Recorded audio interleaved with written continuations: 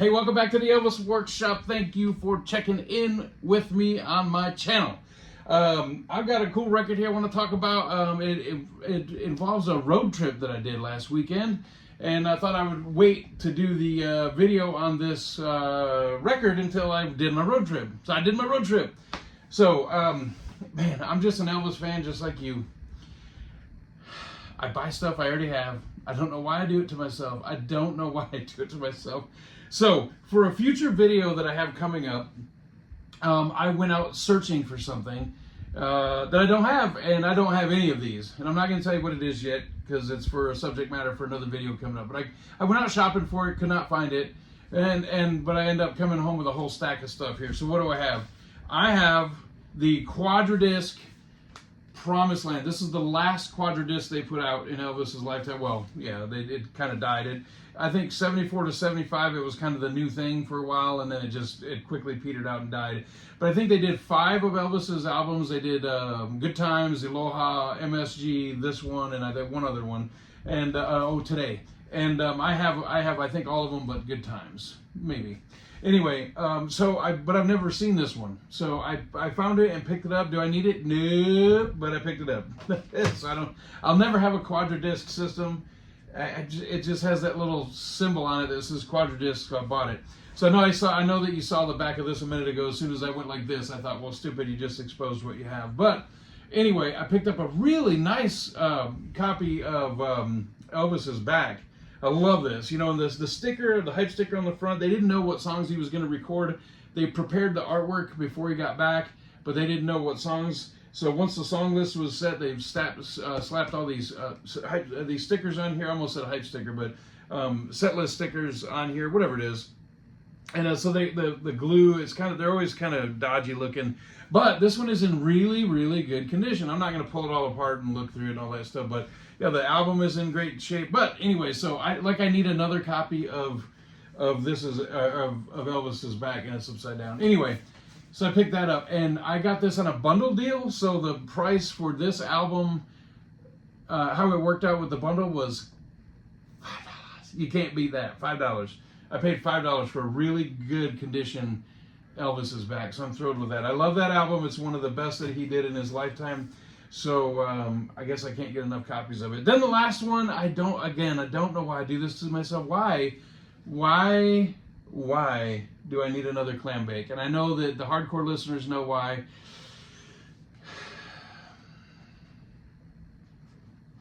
Dun, dun, dun, drum roll. Yeah, it has the insert. So I go into the store and I see this and I thought, oh no. Oh no, I went so long without having one with an insert, and now I have one. And so I pulled this thing open, and it was pretty good. It was pretty fairly priced considering the condition. Very good condition. Stereo copy, of course, and but it had the inserts. I just couldn't leave it there. I don't know why I do this to myself. I already have 4 copies of the album. I've got stereo. I've got mono. I already have the insert. Why did I need to buy that? But I did show some restraint. They had the Speedway there that does have the insert, and they wanted $50 for it. And I thought, I believe my Speedway has the insert, so I passed on it. I came home and I looked at my Speedway, and it does have the insert. So I dodged a $50 bullet right there. I'm good to go. Okay, so what is this video about other than spending money that I don't need to spend for stuff that I already have? God, I don't know why I do that to myself.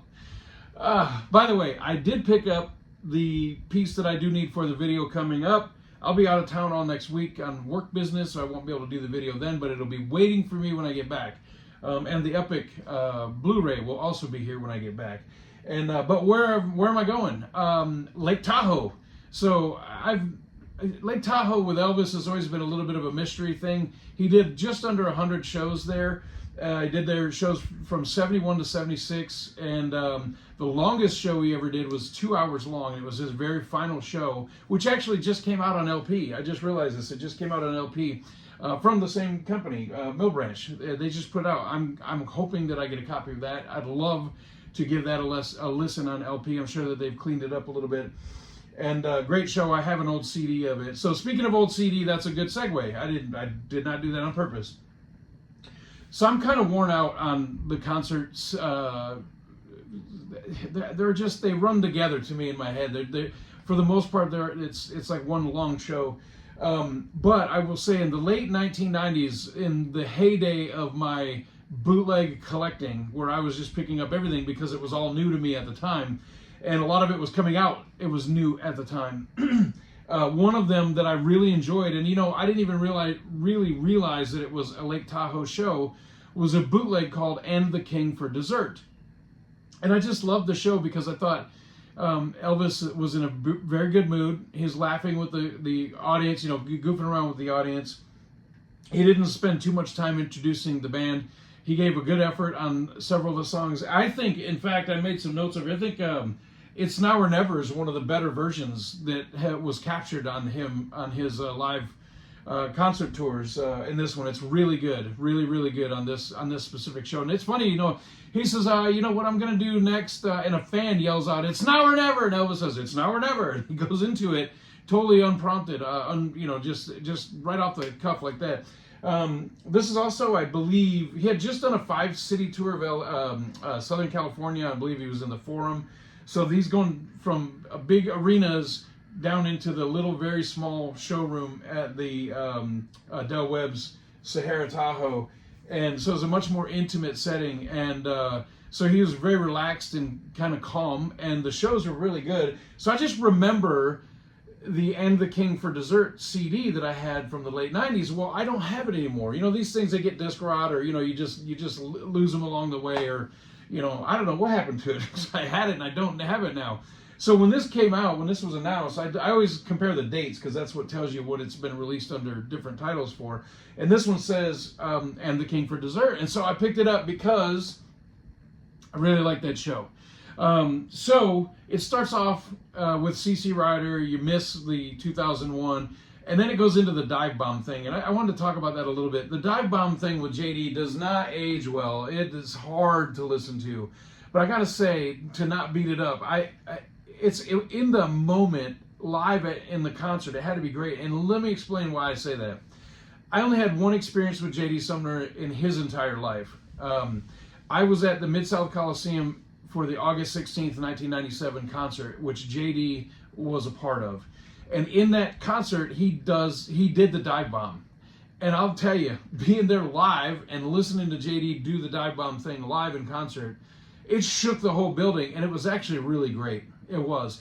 So when we, as fans now, listen to it, and you just sit there, kind of nodding off and think, "Oh my gosh, this is such a bad experience," but it really wasn't. In that moment, live in concert, it was probably pretty cool because the speakers are all just rumbling, the whole place is rumbling, and Elvis is up there doing his dive bomb thing or whatever. But in that moment, it was probably really cool.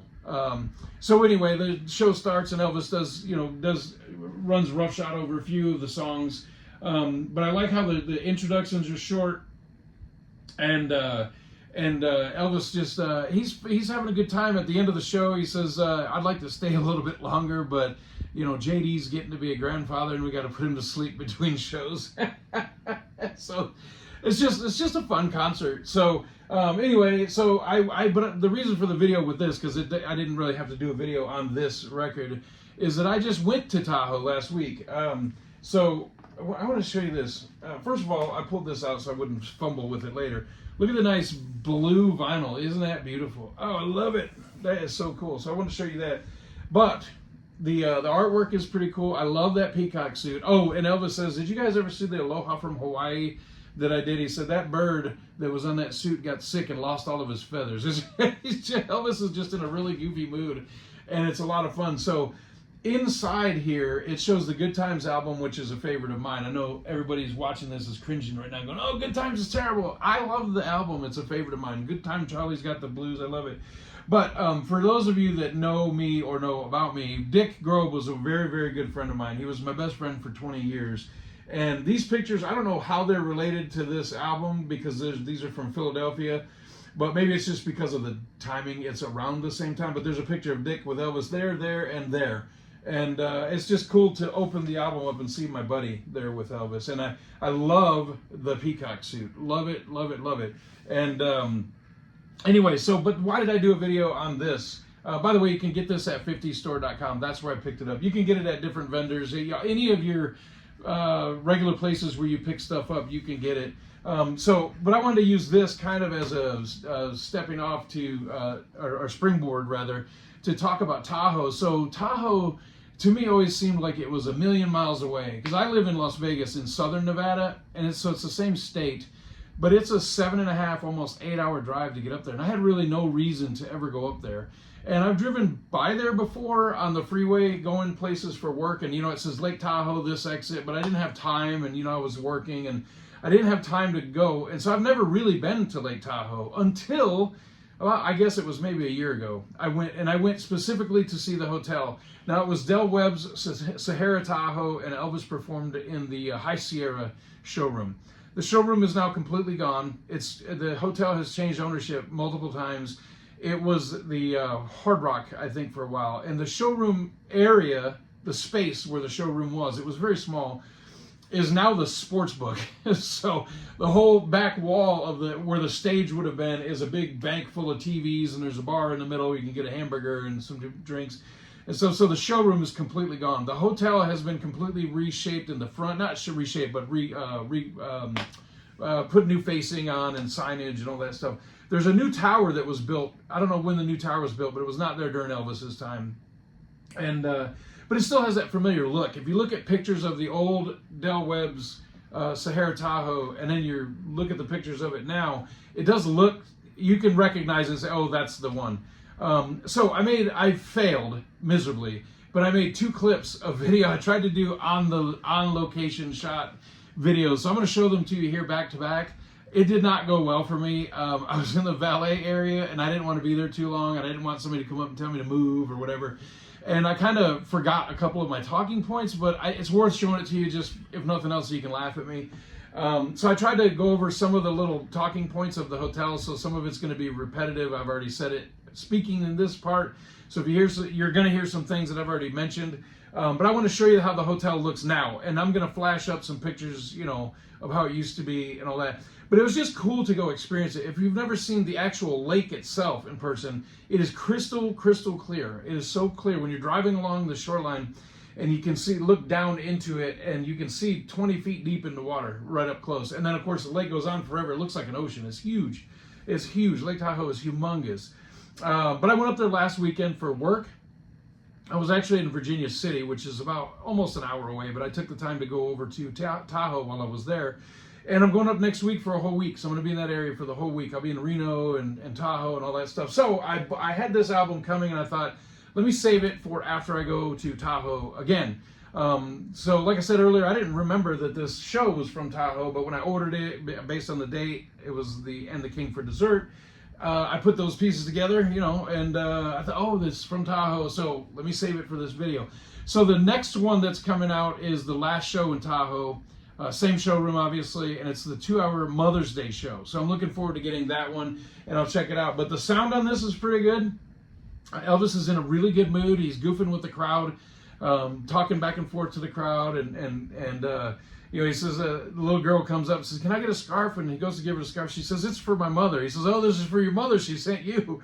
And he said, you got to watch those mothers, and he's just in a really good mood, and he does a fine performance. It's Now or Never, to me, is the highlight of the show. He does a very, very solid, really solid, committed performance of It's Now or Never. So, again, 50store.com on this one, if you're wanting to pick it up, or any of your regular dealers, you can get it. Says Del Webb presents Elvis Presley. Is that just what it's called, I guess, right? Del Webb presents Elvis Presley. Recorded live in Sahara Tahoe, Thursday, May 23rd, dinner show. And great artwork, man. Looks good. Yeah, I guess that's the title. Del Webb presents Elvis Presley. So 50store.com if you want to grab one. But I wanted to show you some of the new purchases that I got. And I go in to find one thing and I buy 3 others, don't find what I need, and spend $100 on stuff I don't need. It's fun to be an Elvis fan, isn't it? I love it. I don't think there's anything else right now.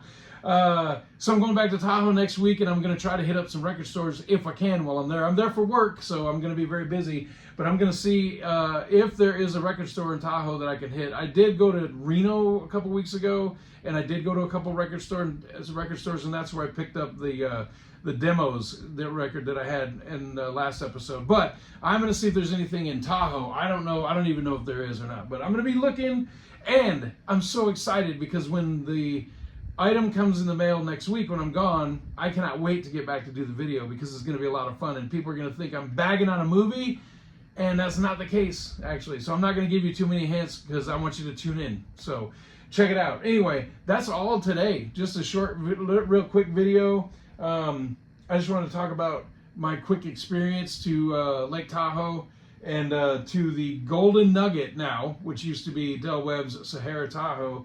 No showroom because it's gone. Ate at the steakhouse, at the hotel, had a good time. The property's cool to walk around in. It's very much smaller. Anyway, before I end, I want to show the 2 videos that I made. I almost forgot and ended the video without doing that. I would have had to start the video back up. Anyway, so I'm attempting to do an on-the-scene take of me. And then I thought, you know what, let me do one without my face in there. And then both of them, I kind of forgot some of my talking points. I had no notes or anything. I'm just going by off the top of my head. So check these out real quick, and then I'll be right back to wrap this up. Hey, what's going on? I'm in Lake Tahoe, Nevada. This is at what used to be Del Webb's Sahara Tahoe. And Elvis performed here almost 100 shows, and he played in the High Sierra showroom. I can't show you the showroom because it's gone. They gutted it completely out and made it into the sports book. How crazy is that? And they had a lot of artists here. Anyway, Elvis loved performing here. It was like a Vegas that was quiet. He performed here from 71 to 76. The longest show he ever did was in here. His last performance in this hotel was 2 hours long. Great show too. He was totally into it and really did a great performance that night. All right, welcome to the Golden Nugget in Lake Tahoe, Nevada. This used to be Del Webb's Sahara Tahoe. Elvis performed here from 1971 to 1976. 1974 and 75 were some of his best performances here. His last show here in 1976 was the longest show in his career, and it was in this building. And he loved performing here. He didn't get bored with this place like he did with Vegas. He really enjoyed it here. It's quite a smaller hotel property than you would probably think until you come here and see it in person. And the sports book inside is in the space that used to be the High Sierra room. So where Elvis performed when he did his concerts, they tore it all out, stopped doing shows there, and turned it into a sports book. It's kind of sad, but that's the way it goes. So there's a movie called Smokin' Aces that was filmed many, many, many years ago. And about a third of the movie was filmed in a hotel suite in this building. And it was filmed in what was formerly Elvis's suite. And so if you want to see what the room looked like, of course it was remodeled after he passed away, but if you want to see how the suite looked, watch the movie Smokin' Aces. It was filmed in here. So at Sahara Tahoe, and I'm going to talk about a concert Elvis did here in 1974, so let's go do that. All right, so I did my best. I thought about shooting another one. I thought, you know what, I can't. There's something I really wanted to say and I can't remember it. I'm gonna screw it up again, so I just left it. I just left. So, but anyway, that's how the hotel looks now. Kind of cool when you're driving down the road on your way there, and you see it from a distance away, and you know, oh, there it is. That's where Elvis played. It's just cool to see just another place that Elvis played, just another spot, you know, another piece of the puzzle, another place, and to know that he really enjoyed playing there. For whatever reason, he did get a little bored here and there with it, but it wasn't like Vegas where he detested it. He hated Vegas after a couple of years. After 71 to 72, he hated being here. But he never really kind of got that way with Tahoe. All the shows are pretty enjoyable from Tahoe. He's not really, autopiloting through these shows. And even his last show is 2 hours long, and he's really having a good time that night. And he had no idea it would be his last performance there. So the Mother's Day show, I'm looking forward to getting it. I want that one on LP. That'll be a fun one. That's another one where I had the bootleg. I don't know what happened to it. I don't have it anymore. Used to, don't have it. And it was a CDR, though. It probably wouldn't even play anymore. Anyway, I'm going to try to do a video while I'm out next week, but if you don't see me, it's because I'm up in Tahoe working and I just can't get a video in. But when I get back, I'll be doing the one that I told you about that I've got something coming in the mail for, and then also the new Epic Blu-ray is out. So I'm going to talk a little bit about that once it comes out. Thank you for tuning in as usual, and if you don't like this video, you ain't nothing but a hound dog, and I'll catch you on the next video. Thank you for watching, as always.